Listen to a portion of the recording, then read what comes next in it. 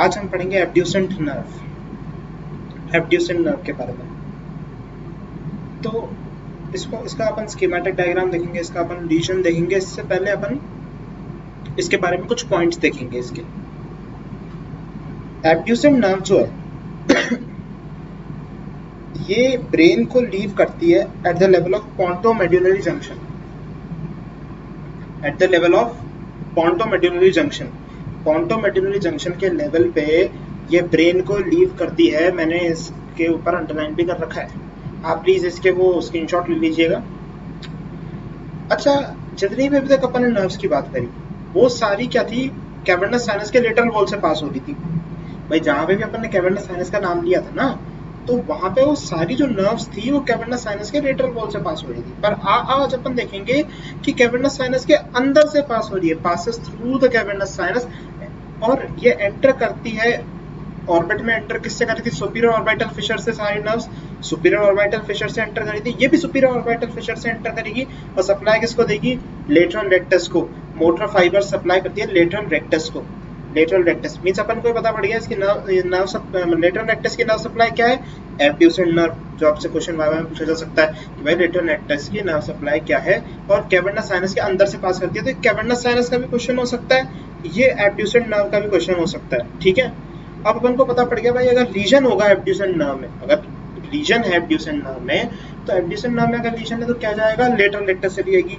तो वीकनेस और paralysis of lateral gaze, lateral gaze, ठीक है, because of loss of lateral rectus muscle. Lateral gaze में loss because of lateral rectus muscle. Literally देखना, gaze मतलब ताड़ना, गेज मतलब ताड़ना।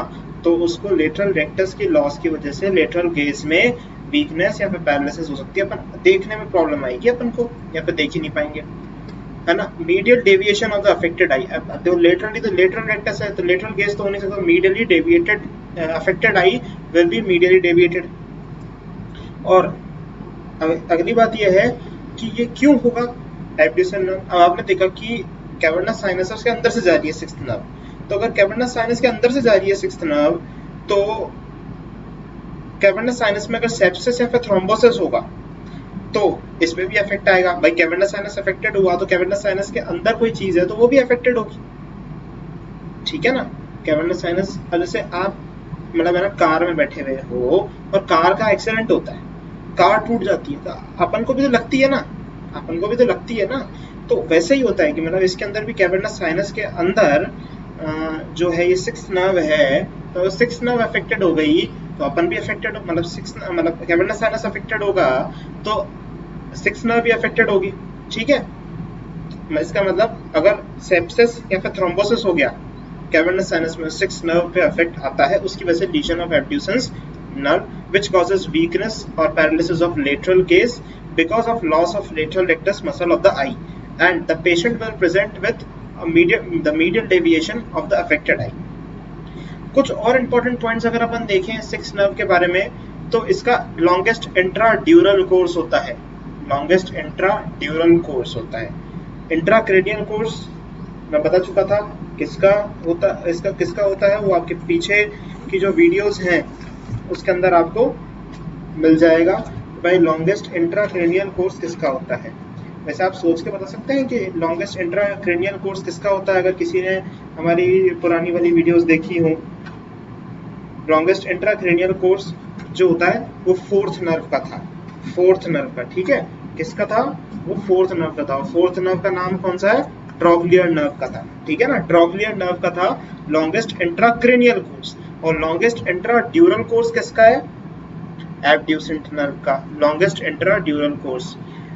जो एब्ड्यूसेंट नर्व है ये मोस्ट कॉमनली इन्वॉल्व नर्व होती है जब इंक्रीज्ड इंट्राक्रेनियल प्रेशर बढ़ जाता है, तो सबसे ज्यादा इन्वॉल्व नर्व यही होती है। और इन्वॉल्वमेंट इसका कहाँ दिखेगा, loss of lateral rectus muscle, ठीक है। यहाँ पे लॉस ऑफ रेक्टस लिखा हुआ है खाली, this is lateral rectus, okay, क्योंकि because it is supplying lateral rectus, इसको आप करेक्शन कर लीजिएगा, ठीक है।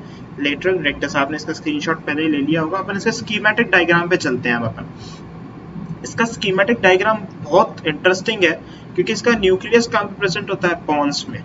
अच्छा, ये फिर पास करती है, ये जब नर्व निकलती है देन ये पास करती है apex of petrous temporal bone से। अच्छा, एपेक्स ऑफ पीट्रस मेरी बात सुनना, अब apex of petrous temporal bone से तो पास करी, ये इसके ऊपर एक कैनाल होता है जिसका नाम होता है डोरिलोस कैनाल, ये उस कैनाल में से पास करती है। Apex of petrous temporal bone के ऊपर एक कैनाल होता है डोरिलोस कैनाल, उस कैनाल में से ये जो है नर्व पास करती है और ये कैवर्नस साइनस के अंदर से जाती है, ये कैवर्नस साइनस के अंदर से जाएगी और ये सुपीरियर ऑर्बिटल फिशर से पास करके and then it goes into the orbit. ये क्या चीज है, ये ऑर्बिट है,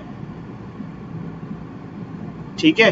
तो ये ऑर्बिट से पास करके and then it supplies lateral rectus. तो सुपीरियर ऑर्बिटल फिशर से पास करेगी, कैवर्नस साइनस के अंदर से जाएगी, apex of petrous temporal bone के ऊपर से जाएगी और पॉन्स में इसका न्यूक्लियस होता है। तो आप इसका भी एक बार आप स्क्रीनशॉट ले लीजिए। बाकी जैसे मतलब इसका टेस्ट का लिंक डिस्क्रिप्शन में दे रखा है, आप उस टेस्ट को अटेम्प्ट करिए तो उससे आपको अंदाजा लग जाएगा कि आपको एक नर्व कितनी समझ में आई। अगर आपका स्कोर थोड़ा कम रहता है वापस वीडियो देखिए, फिर वापस टेस्ट अटेम्प्ट करिए, टेस्ट अटेम्प्ट करने की कोई लिमिट नहीं है। तो मुझे उम्मीद है आपको ये वीडियो बहुत अच्छा लगा होगा। So thanks for watching, have a great day.